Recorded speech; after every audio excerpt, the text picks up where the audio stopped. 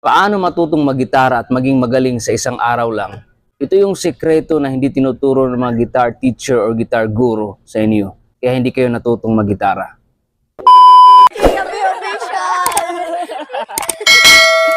Okay guys, so ang video natin ngayon is paano maging magaling sa isang araw lang ng gitara. At gusto ko ipaalam sa inyo na kung gusto niyo magawa to sa isang araw lang, of course, kailangan mayroon kayong sariling gitara.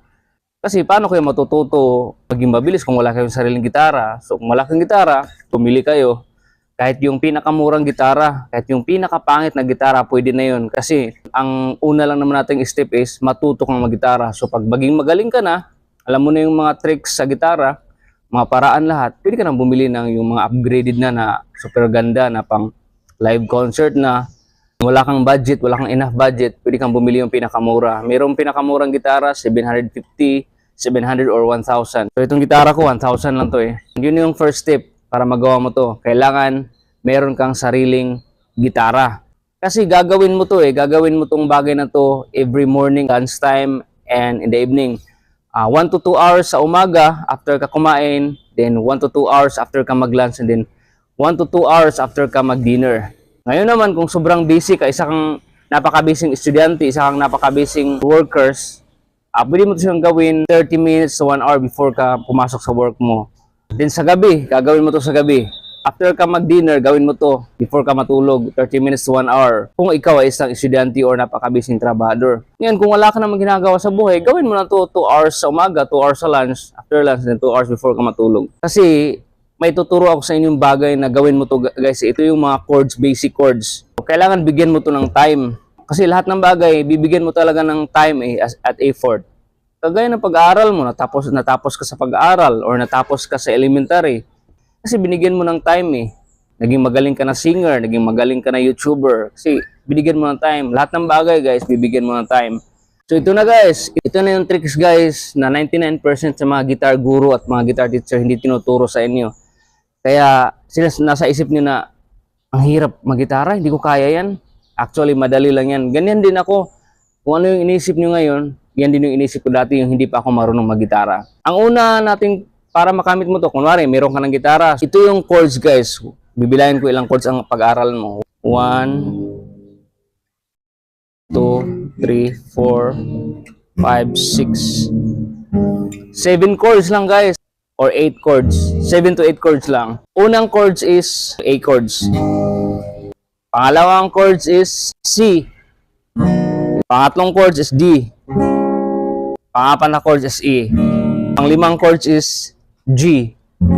Pang-anim is Eagle minor. So pang-pito is A minor. Yung pang-walo naman is F sharp minor. Itong lesson na to para to sa mga hindi talaga marunong mag-gitara. So yung medyo may basic na dyan, yung mga medyo may alam na dyan konti sa gitara, mas madali yung makuha to kasi may knowledge na kayo ito eh. So ito ngayon para to sa mga taong wala talagang kaalam-alam sa gitara. Itong dito guys, ito yung tinatawag na frets. Oh, 1, 2, 'di ba may mga ano yan, may mga parang naka-separate, may mga bronze. So ang loob niyan is frets ang tawag niyan, ito frets. Frets to. So bilangin ko ilang frets ng gitara ko. Fret 1, 2, 3, 4, fret 5, fret 6, fret 7, fret 8, 9, 10, 11, 12, 13, 14, 15, 16, 17, 18, 19. 19 fret yung gitara ko. Yung ibang gitara naman, umabot ng mga 25 fret. Yun yung mga professional gitara. So ito mga ganito acoustic, pwede na to pang practice. So doon tayo mag-start sa A. Yung unang tinuro ko sa inyo chords A. So sa A is nasa fret 2 yung A na chords, fret 2. So itong nasa baba, ito yung tinatawag na string 1. Pangalawa, string 2 to.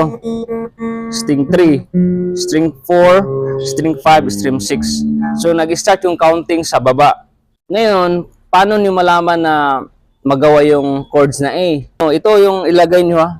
Kasi usually kasi pag bago kang gitara, hindi mo alam saan yung anong dapat na mga finger dito na iipit mo sa chords eh. Yun yung mali din nila kasi walang kasi nagturo eh. Kumbaga, ito nilalagay nila kung saang mga string na may ano to guys, may itong bawat finger natin may mga ano to, may mga respective points kung saan natin ilalagay yung ano natin, yung mga string. So itong ring finger na to, ilagay mo to sa Ito to focus tayo sa fret 2 ha. Itong ring finger, ilagay mo to sa string number 2. Ipitin mo yung string number 2 sa fret 2. Gamit ang finger ito. Gamit to. Pangalawa is string number 3. Ipitin mo na naman gamit to. Ito, gamit tong ano.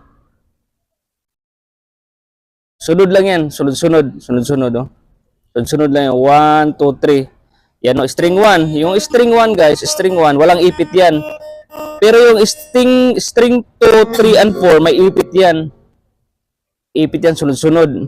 Yung string 4, walang ipit yan. String 5, wala. So, bali, itong string 1, walang ipit.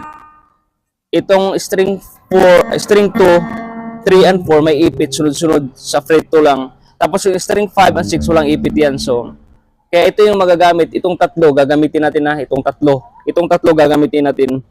Iipit natin yan sa string 2, 3, and 4. O, ito na, oh. Oh, yan yung chords na Apple. Sulat nyo na, take note nyo yan. Kung may ano kayo, reviewin nyo lang. I-go back nyo lang yung video para makuha nyo. So, punta na tayo sa second chords, yung C. Sa chord C naman, mag-start tayo sa fret number 3. So, ito yung fret number 3. Tinuro ko nga, fret number 3. Ngayon, ang una nating iipitin is yung string number 5 sa fret number 3. Gamit na naman ito. Gamit na naman ito. So, ipitin mo yan. O, ayan mo, inipit ko. Anong inipit ko? String number 5. Inipit ko yung string number 5 sa fret number 3. O, dito yan na ano, fret ko inipit. Ang inipit ko is string number 5. Yan kasi nasa chords number 2 na tayo eh. Yan. After dyan, ang ipitin mo naman ay string number 4. Ipitin mo yung string number 4, gamit to. Gamit to. Ngayon naman sa string number 4, fret number 2 naman sa fret number 2. Tingnan mo. Oh. Unang inipit ko is string number 5 sa fret number 3. Pangalawang inipit ko is string number 4 sa fret number 2. Gamit to. So, naipit na. Dalawa nang naipit. Ang last is, ipitin mo yung string number 2. Gamit ang ito na finger sa fret number 1. Yan yung chords C. Pangatlong chords guys. Ito na yun. Chords D. Sa chords D naman guys ay mag-start natin, ipitin natin yung string number 3. Gamit ito. Ipitin mo yun sa fret number 2. Nandyan o, fret number 2. Tapos, ito namang string 2, ipitin mo gamit ito. So, ipitin mo yung string number 2 sa fret number 3. The class is string number 1. Yung string number 1, ipitin mo sa fret number 2. Gamit ito. Yan, may letter D ka na. Pang-apat na chords is chords E. So, ang chords E guys is lahat ng string i-strumin mo. Pataas hanggang pababa. Yan yung chords E. So, una, string number 6, walang ano yan. Walang ipit yan. String number 5, may ipit. Gamit ito. Ito yung gamitin natin pangutang ipit. Ngayon, ito naman, dun tayo mag-iipit sa string number 5. Yan. Pero mag-start tayo sa fret number 2. So, tingnan mo, sa chords E, ang unang inipit ko is string number 5, pero nasa fret 2. Yan. Pangalawa is, ang pangalawa nating ipitin is string number 4 sa fret 2 pa rin. Oh, tingnan mo, magkahilira sila oh. Magkahilira sila, di ba? Pangatlong ipitin natin is string number 3. Doon naman sa fret 1. Oh, tingnan mo yan ah. Oh, tapos strum mo na pababa. Yan yung E, chords E. Panglimang chords is G. Ang chords G is lahat ng string is strum mo. Taas hanggang baba. So, unang ipitin natin sa chords G is yung string number 6. Yan yung chords number 3. Fret number 3, unang inipit ko is string number 6. So, yan yung chords G. Pangalawang ipitin mo guys, is string number 5, pero doon naman sa fret number 2. O, di ano? Parang ganyan ba? O. Ito yung chords G ha. Unang ipitin mo is string number 6, pero doon sa fret number 3. Pangalawang ipitin mo is string number 5 doon naman sa fret 2. Yun yung G. Pangatlong ipitin mo guys is yung string number 1 doon naman sa fret number 3. So ganito na yung forma natin. So doon sa fret doon sa last na ipit yung sa string number 1 tapos fret number 3, ang gamitin natin guys is ito. Para maganda yung form ng kamay natin para hindi tayo mahirapan. Kaya yung mga baguhan na nag-aaral mag-gitara nahirapan anong kuwan kasi walang nagtuturo sa kanila eh. Kahit bumili pa sila ng mga jingle guys, jingle na yung nabibili natin sa mga National Bookstore kasi may mga songbook doon eh. Tapos may guide doon, may mga dot doon kung saan mo ilagay yung finger mo. Pero wala kasi tinuro doon na anong finger ang dapat ilagay doon. Ito ba ang dapat ilagay? Ito ba dapat ilagay? Ito ba? Wala doon eh. Parang instinct mo na eh. So iba talaga yung may magtuturo sa'yo. Kaya ganito dapat. Oh. Tingnan mo. Halatang hindi ako hirap na nilagay ko yung chords. Hindi ako nahirapan kasi may proper organize yung kamay ko. Saan ko ilagay? Ito, dyan. Hindi naman pwedeng ganyan. O baliktaran. Mahirapan ka na. Pang-anim na chords is E minor. Yung E minor naman guys, madali lang. Di ba tinuruan ko kayo kanina ng A major, yung E? Ang tawag doon, A yun or A major. Para maging eagle minor siya, tanggalin mo lang yung sa baba guys. Yung ito. Eagle minor na yun. So another trick is, ang eagle minor is, lahat nasa fret number 2 lang. Una, so ang eagle minor pa rin guys is lahat ng string is i-strum mo lahat. Pataas hanggang pababa. So unang ipitin mo is, string number 5, gamit ito. Sa fret number 2. So, pangalawang ipitin mo, string number 4, sa fret number 2 pa rin, so magkahiligira sila. Eagle minor na yan guys. Pang-pitong chords guys is A minor. Ang unang ipitin nyo is string number 4. String number 4.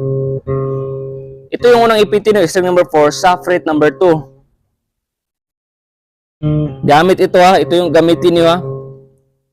Ilagay nito sa fret number 2, ipitin nyo yung string number 4. Nandiyan na oh. Tapos pangalawang ipitin nyo string number 3. Doon pa rin sa fret number 2. So magkahiligira siya. Parang ano lang siya, eagle, major, E major. Binabalang tag isa-isa. Ang last nating ipitin is string number 2. Fret number 1. Gamit ito.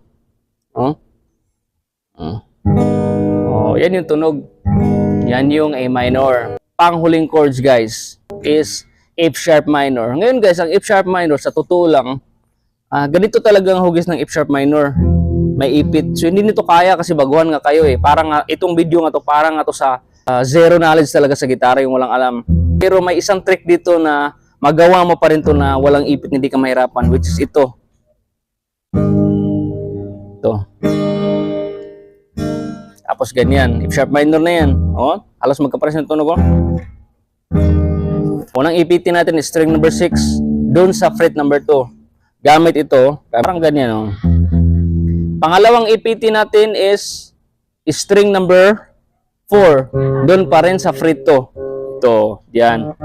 Pangatlong ipitin natin is string number 3 doon pa rin sa fret 2. Parang ganyan yung hugis guys. Ito na yung last chords. Itong ano na to, doon mo to ipit sa string number 6, ganyan. Tapos ito naman, doon mo to ipitin sa string number 4. Doon sa string number 4 to ha.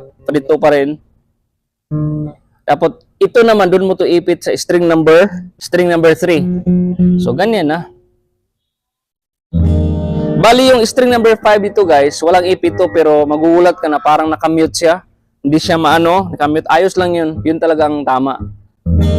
Ayan. Alright, so congratulations. Buo na yung 7 to 8 chords mo. Ngayon, pag nabuo mo yan guys, pag alam mo na yan saan mo ilalagay yung kamay mo, saan yung frets, ang gagawin mo dyan, kung hindi ka busy sa work or sa study, gawin mo yan sa umaga after mo kumain or before mo kumain mag-breakfast, 1 hour. 30 minutes to 1 hour. Or kung kaya mong 1 to 2 hours, gawin mo. Wala ka naman ginagawa eh. Ngayon naman, before ka mag-lunch or after mag-lunch, gawin mo na naman to 1 to 2 hours. Ngayon naman, sa gabi naman, before ka mag-dinner or after mo mag-dinner, 1 to 2 hours naman bago ka matulog. Ang gagawin mo guys is i-exercise mo yung kamay mo. So ito, una, A, C, D, E, G, eagle minor, A minor, F sharp minor. Ikot-ikutin mo yan lagi guys, exercise pala kamay mo. Parang ganyan, no? G, eagle minor, A minor, F sharp minor. Balik ulit, A, C, D, eagle minor, G, eagle minor, A minor, F sharp minor. Paikot-ikot yan guys. Ngayon naman, kung isa kang zero knowledge talaga, so ganito yung mangyayari sa'yo. Sunod din, ganun ka. Tapos bago mo ma-strum ka, ganun ka. Ano ba yun? Ayos lang yun guys. Ganun talaga. Normal lang yun kasi parang kinakapa mo yung pumpa yung kamay mo, saan mo ilalagay sa tamang string. Normal lang yun, ayos lang yun. Ibig sabihin doon, gusto mong matuto kasi gusto mo ng in-strum pero hindi mo ma-in-strum, di ba? Kasi nga, bago mo ma-strum, dapat malagay mo muna yung kamay mo dito ng maayos. So, ang mangyayari sa'yo, maging ganito ko, ibig mag-strum ka na, mapapatigil ka kasi, saka mo in-strum, tapos, okay lang yun.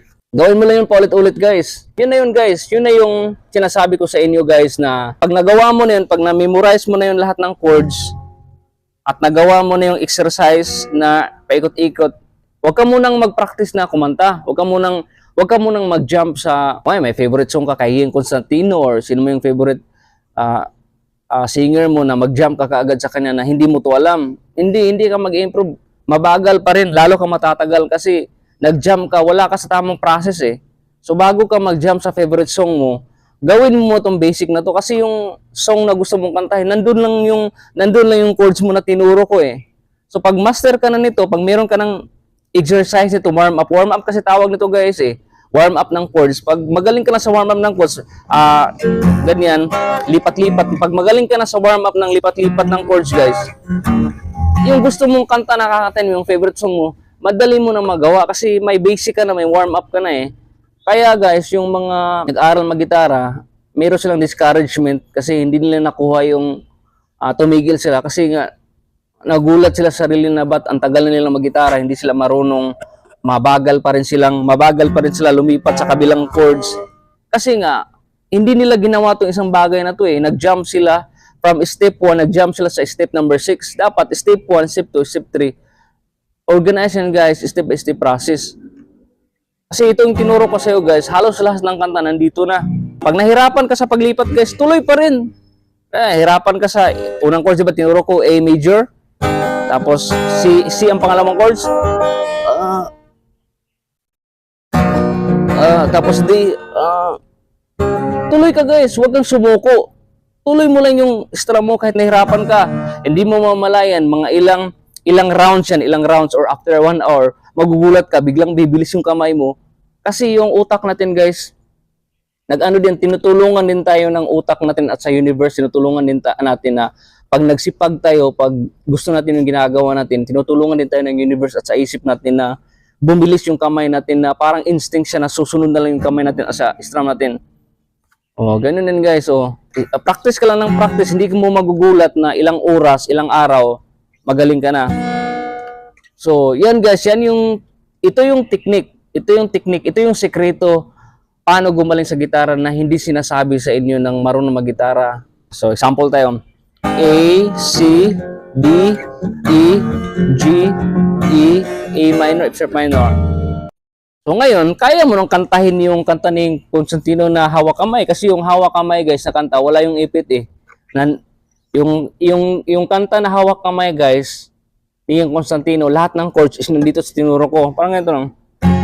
Minsan madarama mo kay bigat ng problema. Tingnan mo. 4 na chords lang yung kanta ni yung Constantino guys na hawak kamay. 4 o 5. Kasi pagdating sa refrain, mag-eagle minor yan eh. Nandun pa rin yung chords na tinuro ko sa yung kanina. Hanggat matapos yan guys. Hanggat matapos yung kanta na hawak kamay, ang chords doon yung Constantino is 5 chords lang. Nag-i-start yan sa G, E minor, C, D. Pag mag-refrain, A minor. Hanggat matapos. Yun na yung kanta. Kaya nga, ito yung dapat matutunan ng mga zero alam sa gitara. Pag na-master nyo na guys, saan nyo ilagay yung finger nyo sa mga chords na yun, doon na kayo mag-start na mag-warm up. Warm up. So, warm up kayo. A, C, D. Ilang ikot yan guys. Mafe-feel nyo, ma-observe nyo na parang bumibilis yung kamay ko. Kanina, ang hirap kung hindi man bibilis ngayon guys na araw na to, kung hindi man bibilis na araw na to, bukas or sa susunod na araw, bibilis yan dahan-dahan. Ngayon guys, pag sobrang bilis mo na, pag feeling mo na mabilis ka nang lumipat, parang ganito ka nang lumipat ka na ganyan na, doon ka na mag-start na tutugtugin mo yung doon ka na mag-start na tutugtugin mo yung favorite song mo kasi mabilis ka nang lumipat Sa first day mo pa lang guys, pag meron ka ng gitara tapos nag-start ka na mag-aral ng gitara, sa unang araw mo, yun lang muna gagawin mo. I-master mo saan mo ilagay yung finger. Masterin mo yung mga chords na tinuro ko, yung 7 to 8 chords ng mga basic chord. Masterin mo yun. Masterin mo yun saan mo ilagay yung fingers mo sa chords na yun at mag-warm up ka. Sa araw na yun, warm up lang muna.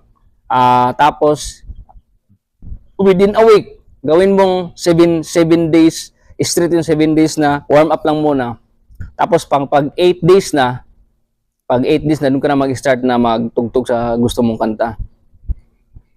Tapos, pag feel mo naman na within 2 to 3 days na magaling ka nang lumipat, hindi, tugtugin mo na yung gusto mong kanta. Kasi nga, ma-observe mo naman, ma-feel mo naman na ang bilis ko. So, yun lang guys, yun yung technique. At saka, ang technique guys, para paano din gumaling sa gitara is, dapat bigyan mo talaga ng time. Lahat ng bagay, kaya gaya ng sinabi ko kanina sa unang start pa lang, lahat ng bagay, paghihirapan mo talaga. Kailangan guys, kung gusto mong gumaling din mag-gitara, kailangan everyday ka nagigitara. At least 30 minutes, pinakamababa na yung 30 minutes isang araw guys kung sobrang busy mo. Alam mo pa, pag magaling ka na mag-gitara, di mo na kailangan ng kausap na ibang tao. Gitara lang, tunog lang ng gitara guys, nakaka-relax na, nakakawala na ng problema, nakakawala na ng lungkot. So sana guys, may natutunan kayo sa guitar lesson natin ngayon. At meron is paki-like at paki-comment diyan sa baba. Comment kung anong nasa puso na sa isip mo. At paki-subscribe din sa channel ko at paki-share na tong video na to sa mga kakilala niyo para alam nila na ito pala yung totoong sekreto paano matutong mag-gitara.